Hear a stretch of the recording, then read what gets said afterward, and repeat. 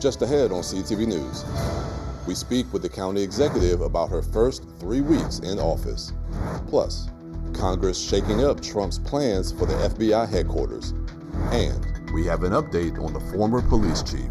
Those stories and more on CTV News, starting now.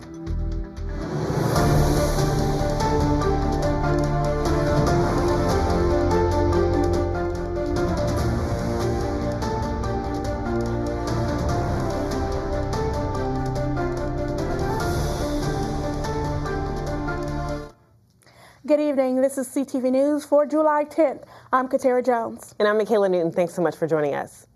Well, it's been exactly 3 weeks since County Executive Aisha Braveboy was sworn in on June 19th, and she didn't waste any time making her mark. Braveboy has ushered in sweeping leadership changes, among them a new police chief, a new fire and EMS chief, a new interim superintendent for county schools, and fresh leadership in IT, cybersecurity, and emergency management.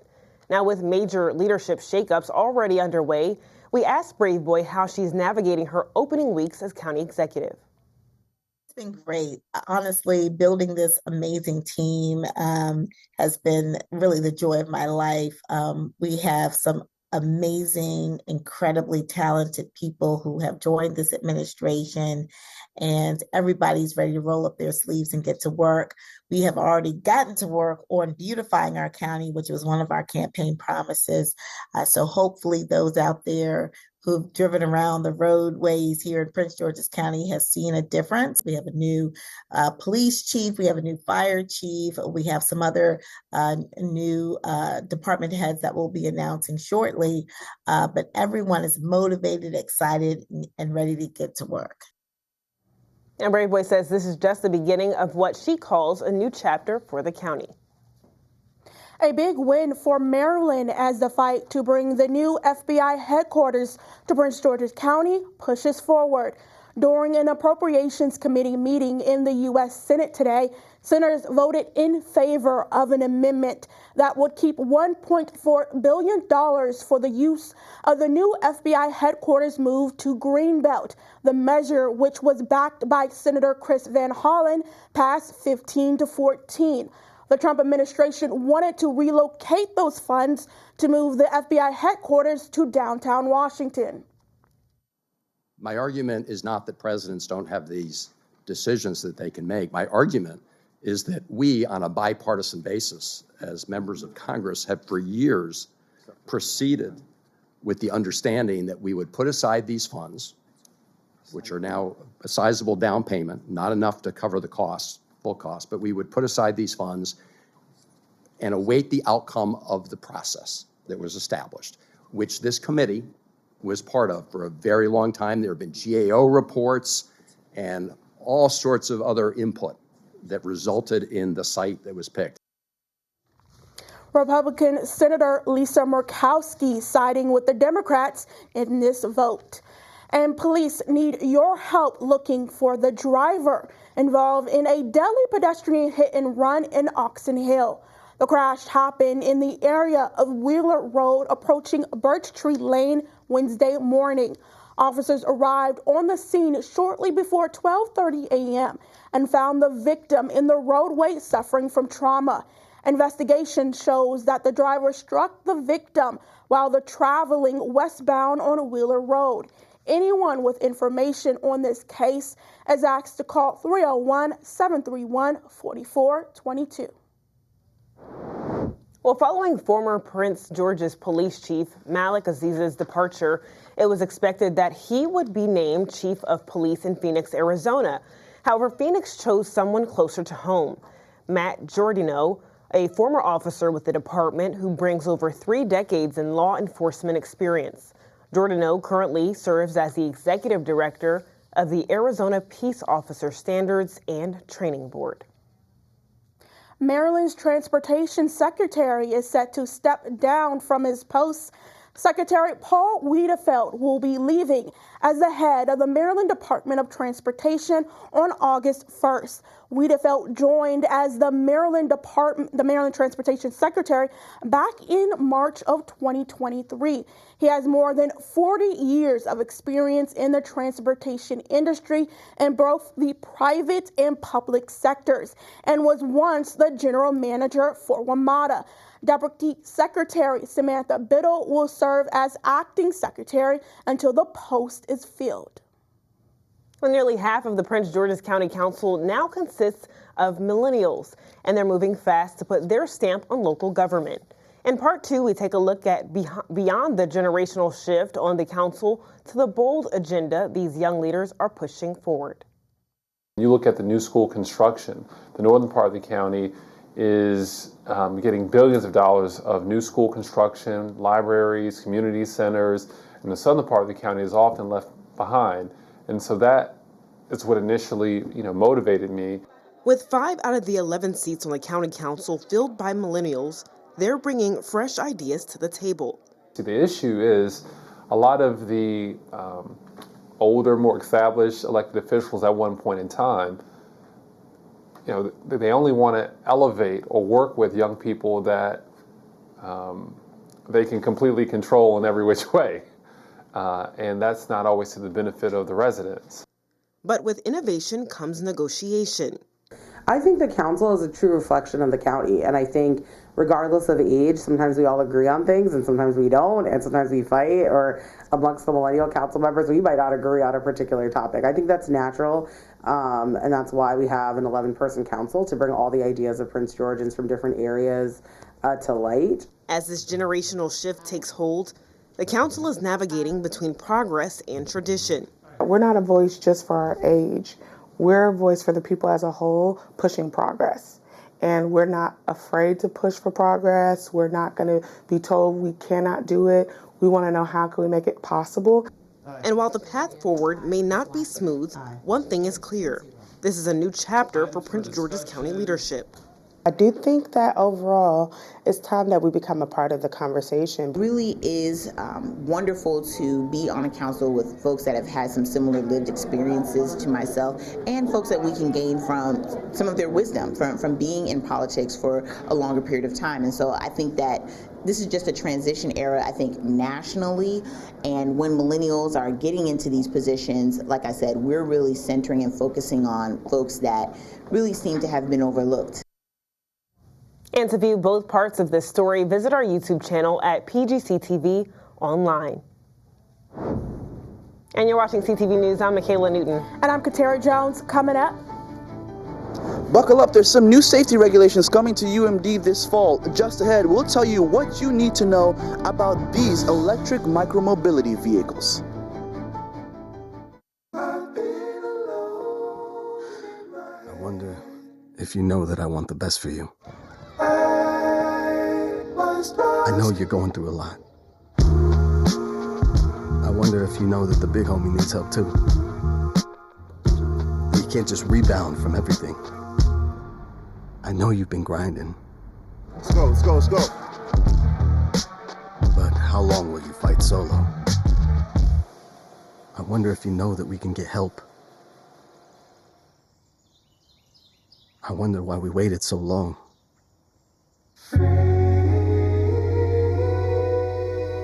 Not wondering anymore. Love, your mind. Let's see how far we can go.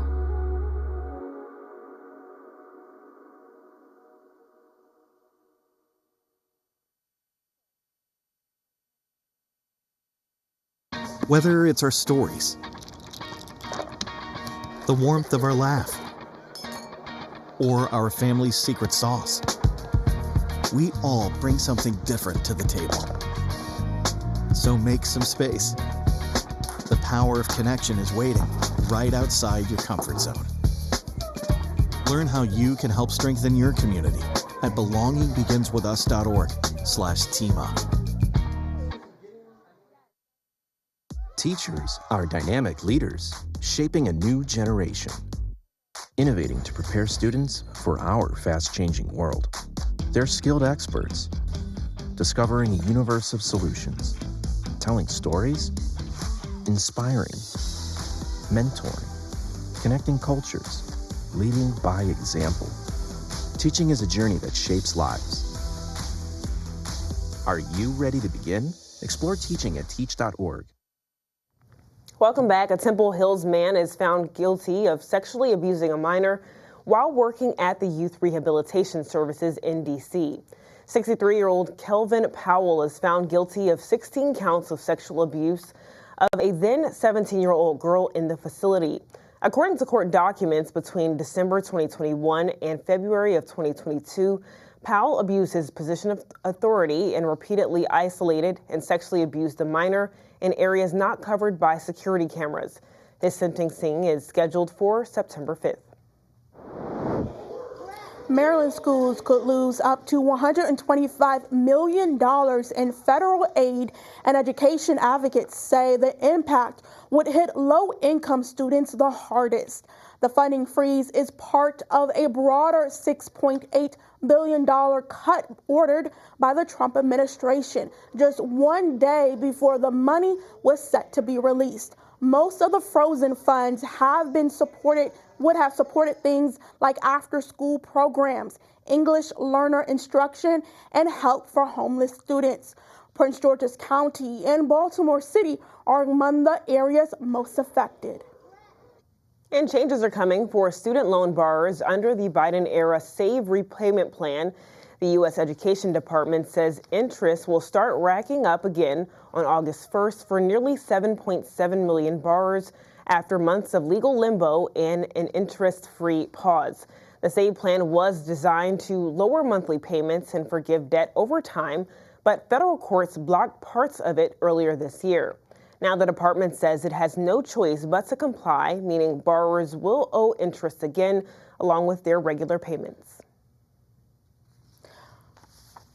Well, in a move to increase safety on campus, students living at the University of Maryland will no longer be able to bring personal electronic scooters to campus starting this fall. And CTV's Noel James has a story. Nothing like the wind in your face or the need for speed while you're trying to get to class on one of these electric scooters. Well, listen up, Terps. Starting this fall, some of these scooters will be restricted on UMD's campus. They are very easy to use. Walk up to a scooter, scan the QR code and pay. Welcome to VO. And off you go. But now, if you live on campus, you will not be able to register them with the university's Department of Transportation Services. The department says this will reduce fire risks and accidents while promoting safe riding practices on campus. It'll probably do some benefit just because there's going to be less total volume of scooters on campus. Meet Philip Noyes. He lives off campus and owns his own scooter. He also pays the annual $35 registration fee. I think it's a small price to pay for being able to get to classes on time. It kind of opens up, I can take a class from one end to the campus to the other end, and I can get there more efficiently. UMPD will also be increasing their regular enforcement of moving violations. Additionally, the department says it'll expand student discounts to alternatives like VO and the Capital Bike Share. And to encourage the use of protective gear, free helmets and lights will be distributed to the first 300 people to register their electric scooters. So these restrictions will apply to students living in residence halls, university-owned fraternity and sorority houses, and the South Campus Commons. In College Park, I'm Noel James for CTV News.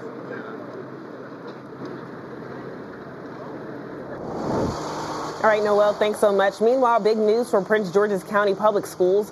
PGCPS is getting a boost in its move toward clean energy. The Maryland Energy Administration just announced over $12 million in new grants to bring more electric school buses and charging stations across the state. PGCPS is set to receive around $2.5 million to expand its electric bus fleet and build out charging infrastructure, part of a wider effort to cut down on diesel emissions and long-term maintenance costs. IonQ, the quantum computing company in College Park, has now closed on its second massive stock offering this year. Heights Capital Management closed on an investment to earn 14 million shares of IonQ's common stock. The company's president and CEO says he believes the deal represents the largest common stock single institutional investment in the history of the quantum industry. This now brings IonQ's balance sheet to nearly $1.7 billion. As Governor Wes Moore heads to a luxury leadership retreat, Maryland's only Republican in Congress, Andy Harris, raises questions about the state's future in green energy.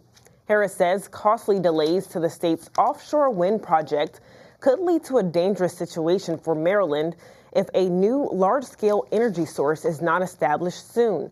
In 2023, Moore pledged that the state would be 100% green by 2035. And the 80,000 acres of federally leased land off the coast of Maryland is currently owned by U.S. Wind Incorporated.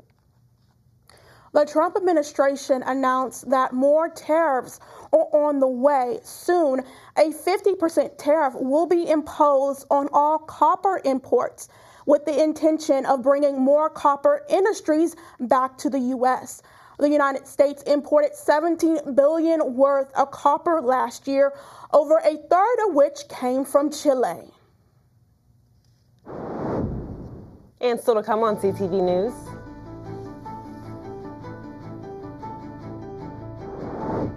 Hey guys, I am so excited for this weekend. We have some big musical acts rolling into town. We also have a comedian and, we have some colorful and furry little friends gracing us with their presence in the DMV. What's the move is up next? Stay tuned.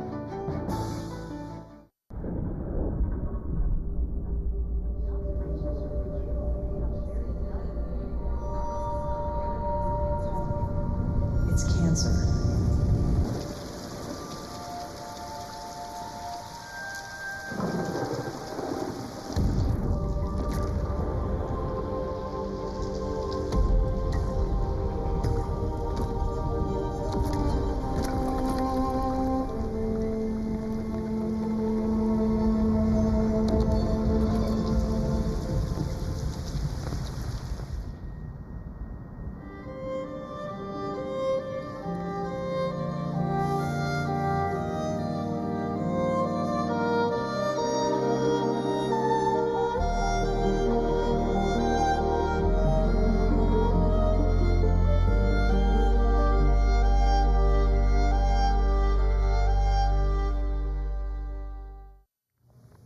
Maryland State Police need your help in casting your vote for the 2026 Best Looking Cruiser contest. Right now, Maryland is holding strong in 10th place. This is their entry showcasing the beauty of Baltimore. The top 13 entries will be featured in the National Best Looking Cruiser calendar, and this would be the first time ever that Maryland has made the calendar. So to cast your votes, visit the website right there on your screen. The contest ends tomorrow. A popular social media health hack is getting some criticism from medical professionals here in Maryland. You probably heard about the trend called mouth taping on your Instagram and TikTok feed. Mouth taping claims to improve sleep quality and athletic performance. According to reports, Dr. Jennifer Gordon with Kaiser Permanente in Silver Spring says these claims about mouth taping is, quote, largely unproven and potentially dangerous. Reports show that Gordon says the risk of mouth taping include restricted breathing for people with underlying sleep conditions, drops in oxygen levels while sleeping, and even panic attacks and anxiety. And Nissan drivers, listen up. The car manufacturer is recalling over 480,000 vehicles due to engine failure risk. The recalls cover certain Nissan Rogue models between 2021 and 2024, 2019 and 2020 Altimas, as well as a number of Infiniti QX50s and the 2022 Infiniti QX55s. The vehicles impacted carry specific VC turbo engines that may have manufacturing defects in their bearings, and this may cause engine damage, increasing crash risk. To check if your vehicle is a part of the recall, enter your VIN number on the company's website. Well, check your cupboards. Ritz Crackers has issued a nationwide recall due to a potentially life-threatening error. This recall exclusively applies to 8-pack, 20-pack, and 40-pack Ritz peanut butter cracker sandwich cartons.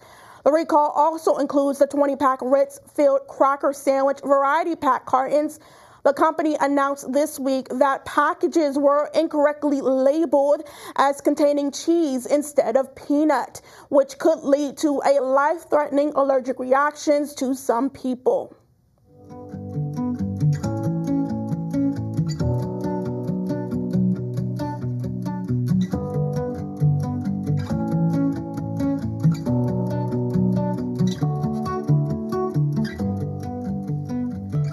It's time to pause for our pet of the week, and this one's got personality to spare.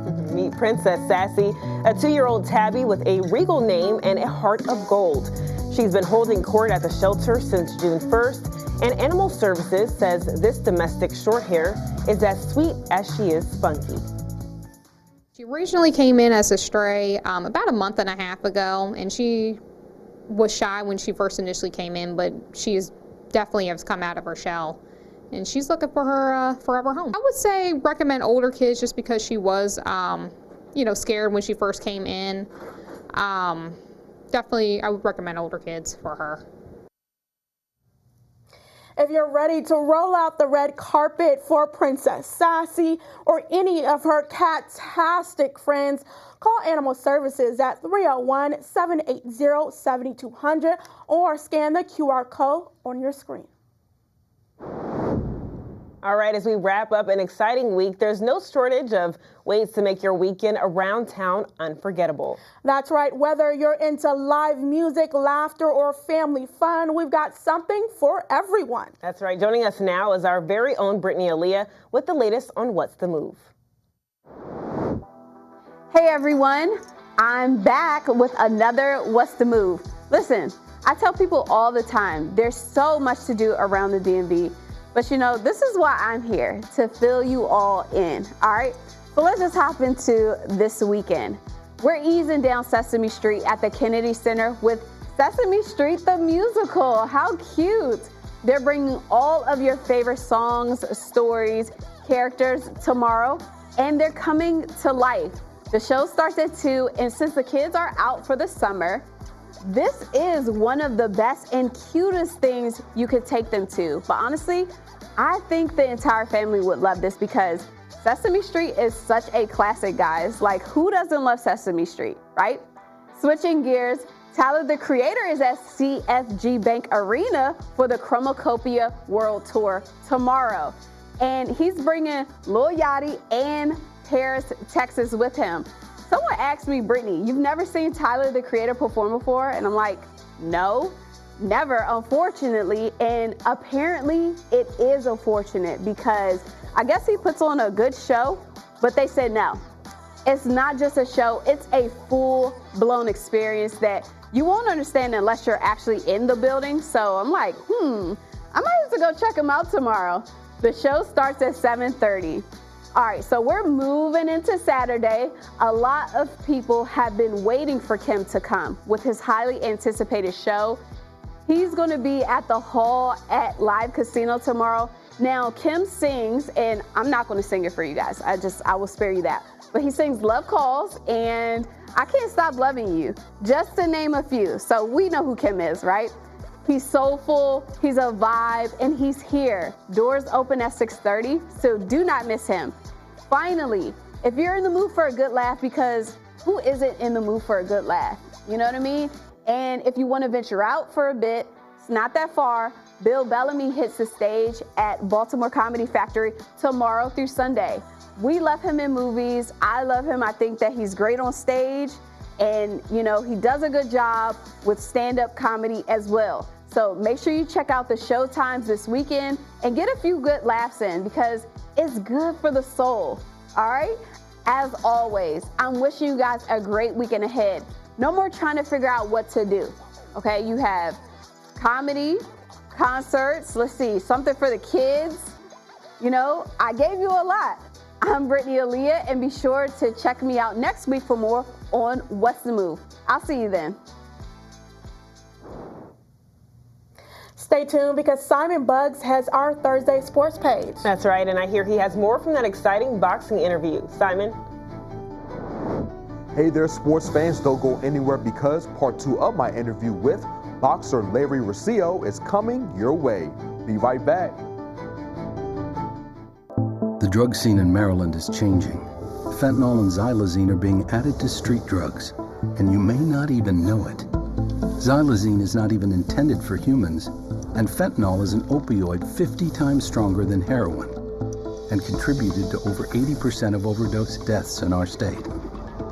Anyone who uses drugs, even occasionally, is at risk of overdose. To learn more, visit stopoverdose.maryland.gov or call or text 988.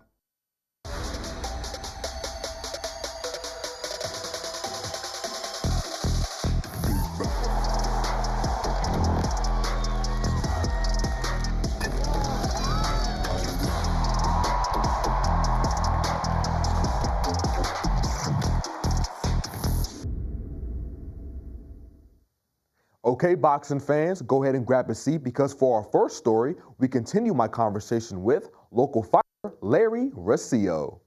After serving a lengthy prison sentence for possession of a firearm, Maryland native and boxer Larry Rosillo was finally released in March of 2024. And just 6 months later, the welterweight stepped into the ring again for another fight, this time against Jonathan Godoy. And that bout was the experience of a lifetime for Rosillo. Going into that fight, it just felt good to be back in that atmosphere. Man, the hotel the night before, when I went into that hotel, because before my fights, I get a hotel. I got to stay with my mama, go in there and get my own little man. And when I walked in the hotel, I got on live, I said, yo, I ain't got a real fancy hotel like at the MGM, but this is nice. I just came from a jail cell 6 months ago, and I'm back on my career. So it was a good awakening feeling. It was like a rebirth, to be honest. It was like a rebirth. So the next day we go in, I have a good fight, and I call it I broke the ice. Rosillo ended up winning his first fight back against Godoy via a unanimous decision in the sold-out event. Now Rosillo didn't get to where he is today by himself. His mother, Mecca Rosillo, played a big role in him becoming not only the boxer, but also the person he is today. She always gave me good advice and stuff like that, man. Mom's always kept me together mentally strong, you know what I mean, and physically, taking me running, making me do certain stuff. And that's another thing. She used to try to work me out when I was 15, 14. Come on, boy, we got to go running this and that. I was boxing so much, bro, from the age 8 all the way to 14, 15. I'm like, man, I don't want to box no more. I told her I want to take a break. And she said, no, because you're going to fall off from boxing. You don't need to take no break. She played a major figure of trying to keep me together. So everything she taught me, I'm now telling the kids, man, look, listen to your parents. Even though it's your parents, you might not want to hear. It's the right thing at the end of the day. Good luck, Larry, in the rest of your boxing journey.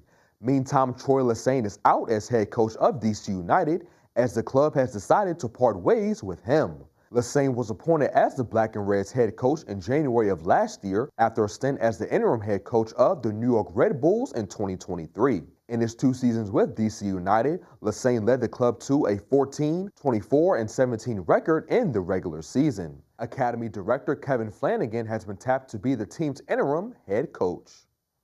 And wrapping up sports with news from the major leagues, the Washington Nationals took down the St. Louis Cardinals last night. The Nats won the game 8-2 to tie the series at 1-1. Game 3 of the series will take place tonight at 7:45. Should be a good one. And that wraps up your Thursday sports page. Simon Buggs, CTV Sports. All right, Simon, thanks so much. Before we go, let's take a look at our 3-day weather forecast. Make sure you keep your umbrella handy. Tonight, we will have isolated showers and thunderstorms before 11 p.m. Tomorrow, more thunderstorms are on the way after 2 p.m. It'll be 89 degrees. Saturday, rain is expected before 11 a.m. We'll have a high of 89 and a low of 73. And Sunday, more rain is on the way. It's going to be 89 degrees. And for our community calendar, attention artists. Tomorrow is the deadline to apply for the Hyattsville Arts Festival. The annual festival is a vibrant and diverse celebration of local artists, vendors, and community members. Selected artists will be notified by July 25th. This event takes place on September 20th from noon to 6 p.m. And for more information, reach out to festival@hyattsvillecdc.org. And that wraps up CTV News for now. Thanks for joining us. We'll see you again tomorrow. Have a good night.